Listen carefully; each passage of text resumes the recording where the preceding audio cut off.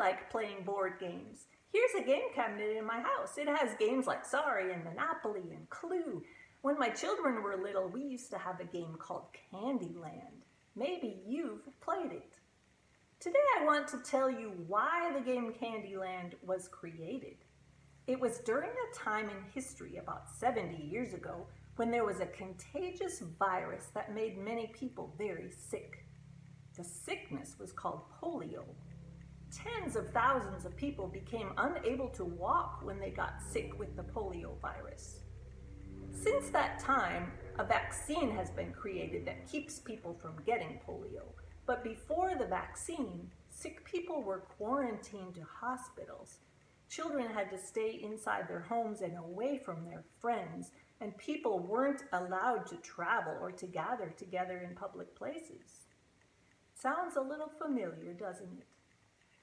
Well, it was during the polio epidemic that a teacher named Eleanor Abbott got sick with polio.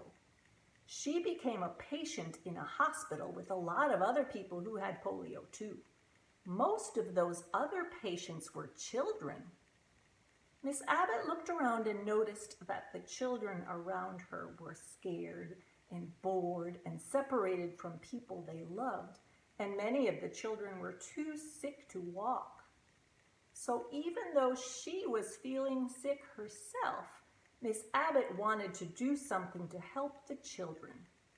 She wanted to give them something to do to pass the time, to distract them from their sickness, to make them feel happy and free, and to give them hope for a better future. So she made up a game and called it Candyland.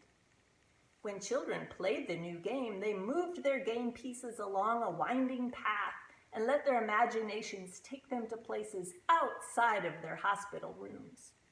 Quarantined children pretended to run through the peppermint stick forest, past Gumdrop Mountain, and around Lollipop Woods. It was a very colorful and happy game. The children loved it, and it did help them feel better.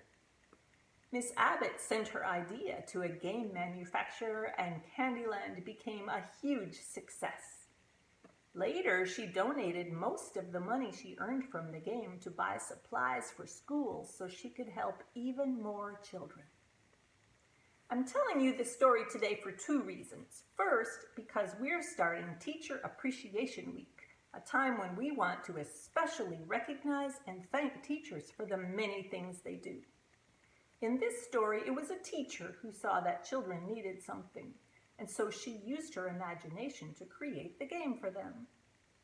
Teachers are amazing people. They care for you and want to do whatever they can to help you become the people you were created to be. The second reason for this story is because we're taking a close look at something called hope. This week, we're thinking about having hope even when there is suffering. While she was sick, Miss Abbott still had hope and wanted to give hope to others.